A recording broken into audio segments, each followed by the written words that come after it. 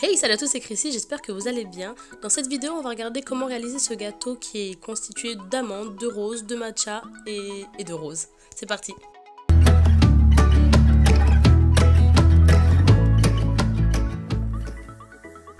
Alors on va commencer par réaliser notre base qui est donc une génoise au matcha. On a besoin de 4 œufs qui sont là, 4 blancs, 4 jaunes, de la poudre de matcha, donc moi j'ai celle-ci, de la levure, un petit sachet de levure, voilà, tout simple, du sucre en poudre et de la farine. Alors, on y va. Alors, on va commencer par séparer les blancs des jaunes. Donc, bon, c'est une étape qui ne demande pas beaucoup d'explications, mais elle est indispensable. Et une petite pincée de sel pour bien faire monter les œufs après, avant de réserver au frais. On enchaîne. Pour réussir sa génoise, il faut mettre la même quantité de sucre que de farine. Donc là, on mesure avec notre balance 100 g de sucre qu'on va mettre dans notre saladier. Et on mélange en fait les jaunes avec le sucre. Donc le but évidemment c'est de faire blanchir le mélange tout en le remuant avec le fouet. Bien sûr c'est en accéléré mais il faut prendre un petit temps quand même avant que ça en arrive là.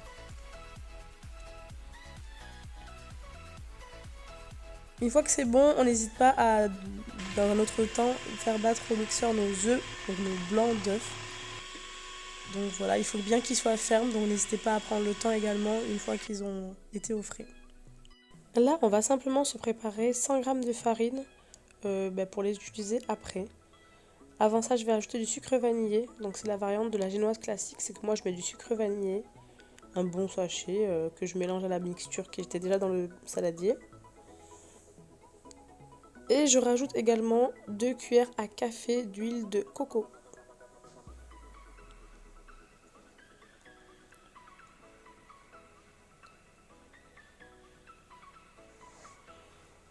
Encore une fois, on mélange tranquillement avec notre fouet. Et là, je vais passer la farine au tamis, tout simplement parce que je trouve que c'est mieux. Et je rajoute également la levure. J'aime bien passer la levure et la farine au tamis, j'ai l'impression que ça diffuse mieux. C'est ma préférence personnelle, mais voilà.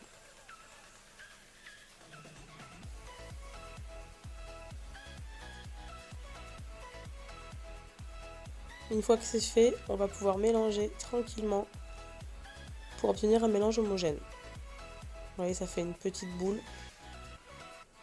Rien d'alarmant. Là, on commence à mettre les blancs montés en neige. Donc je mets pas tout d'un coup.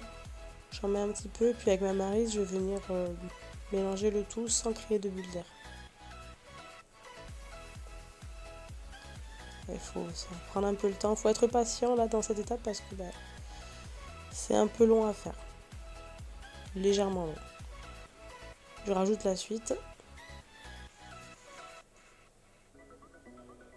Voilà, évidemment c'est en accéléré, mais il faut bien prendre le temps de ne pas incorporer de bulles d'air. Avoir un beau mélange. Là pour la dernière fois, on rajoute les œufs montés en neige avant de, encore une fois, bien mélanger. Toujours à la maryse, donc on est bien passé du fouet à la maryse. Là on a un beau mélange bien fluide. On va passer au matcha, donc là on va rajouter une bonne cuillère à soupe, donc bien bombée, de poudre de matcha,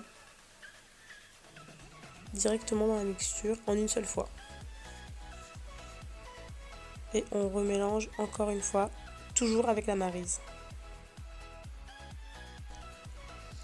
Bon, on mélange jusqu'à ce que ce soit homogène, la poudre est assez fine donc elle se mélange bien à la pâte et assez facilement, mais n'hésitez pas à y mettre un bon coup de main quand même.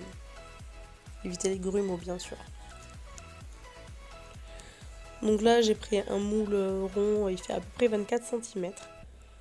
Et je place ma mixture à l'intérieur. Donc voilà, la couleur est plus que verte. Donc je vais mettre ça au four pendant 20 minutes et après on va démouler.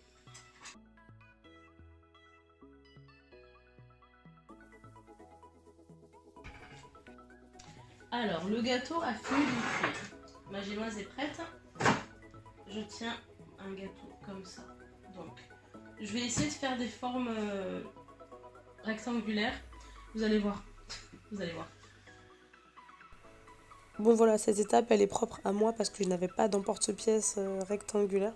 Du coup je me sers d'une partie du moule pour tracer des rectangles et les ajuster au moule de mon choix. Mais là voilà, libre à vous, vous pouvez les faire ronds, vous pouvez les faire rectangulaires, vous pouvez les faire carrés ou tout simplement un très très grand gâteau à la rose. C'est vous qui voyez. En fait le but pour moi ça va être de former des rectangles qui peuvent tenir dans ce moule là, pour pouvoir après enfourner mes 2 couches de gâteau, imbibé bien sûr, avec au milieu ma couche de crème qui va cuire au four. Bon, c'est très débrouille, hein, mais bon, en même temps, j'ai pas trop le choix parce que j'ai pas d'emporte-pièce.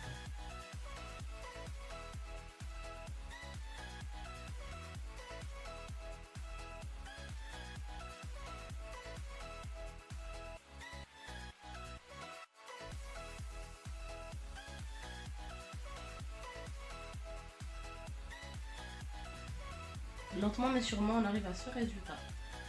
Je vais faire les autres et on va faire la suite.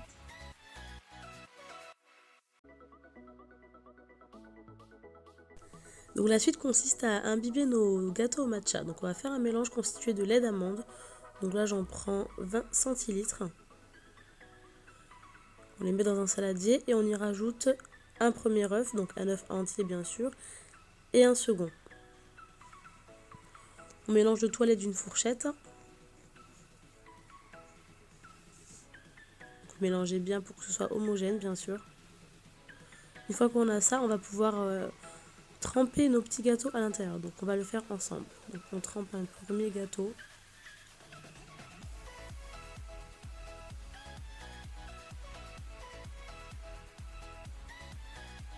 Donc le but c'est que les gâteaux soient vraiment imbibés, donc trempés par ce mélange qu'on va ensuite replacer dans les petits moules.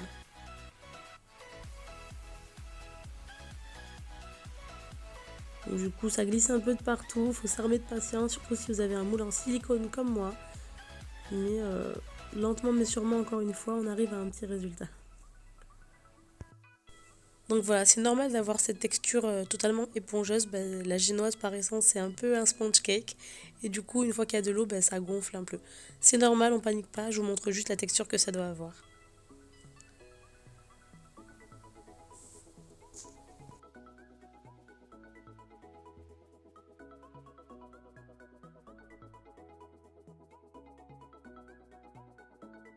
Allez, on va passer à la crème d'amande qui va du coup être au-dessus de la génoise. Bon, là au niveau des ingrédients, on a besoin de poudre d'amande, de sucre glace, de beurre. C'est assez simple. Donc on va prendre notre beurre qui sera mou et on va le mélanger au sucre glace. Donc là je pèse le sucre glace, là j'en prends 50 grammes. Pareil, je prends 50 grammes de beurre que je coupe en dés.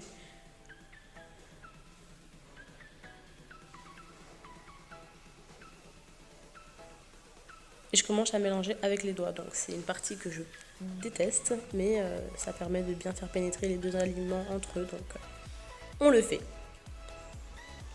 Donc voilà, on mélange bien au doigt. Et puis ensuite, moi je l'ai passé un petit peu au micro-ondes, j'avoue, pour que ça ramollisse un peu parce que j'en avais marre.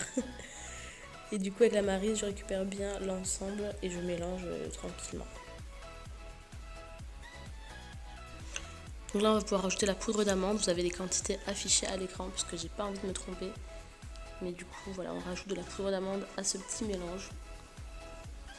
Et on continue à justement mélanger. Donc là à partir de ce moment je fais tout à la maryse, tout simplement parce que c'est plus simple. Donc voilà, on écrase bien les aliments entre eux pour avoir un mélange homogène. Je vais rajouter un œuf entier et continuer à mélanger.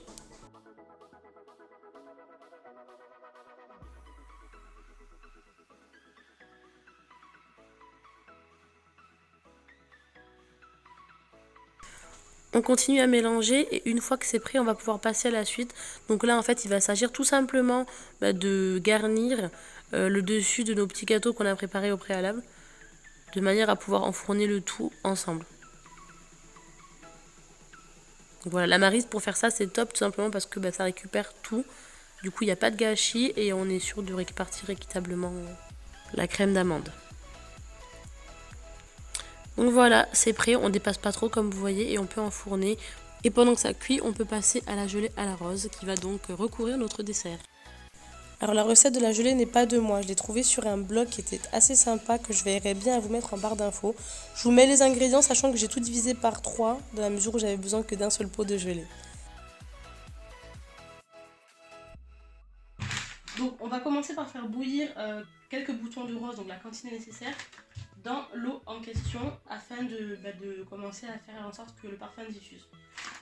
Alors c'est important de surtout bien penser à enlever, vous voyez là, les calices, enfin ça, le truc vert, il faut l'enlever avant de faire bouillir la rose, sinon ce sera pas très mangeable.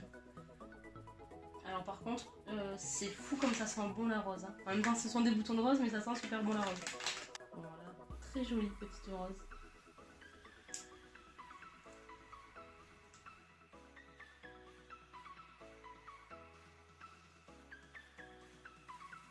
Donc voilà, on met à bouillir notre eau dans laquelle on rajoute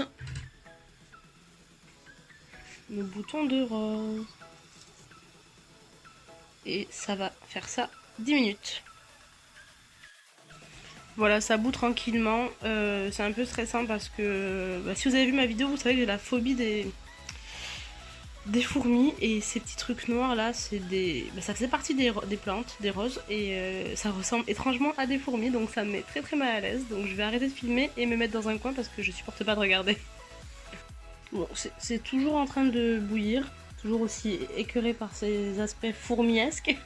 Je rajoute mon sucre cristal et je vais également rajouter donc le sucre vanillé et je vais remuer pendant encore 20 minutes.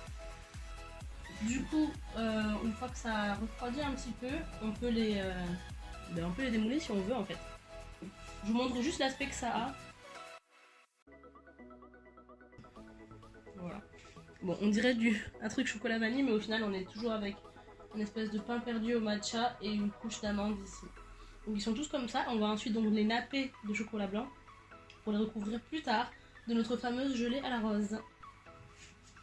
Là je prépare mon plan de travail. En gros je vais les mettre là parce que quand je vais faire couler le chocolat blanc, faudra que ça soit dans l'évier. Donc du coup voilà. Alors pour le nappage, j'ai simplement pris du chocolat blanc que j'ai fait fondre avec du beurre et je mélangeais. Bon là voilà, je fais couler assez grossièrement. Si vous avez une meilleure technique, n'hésitez pas à la faire. Après ça, on saupoudre de matcha et on pose la gelée. Voilà, c'est la fin de cette vidéo, j'espère que ça vous a plu et que vous allez pouvoir reproduire cette recette. Et si vous le faites, n'hésitez pas à me taguer sur les réseaux sociaux, tout est au nom de One Treat a Day. Avant de partir, n'hésitez pas à vous abonner à la chaîne et me lâcher un petit pouce bleu. A bientôt!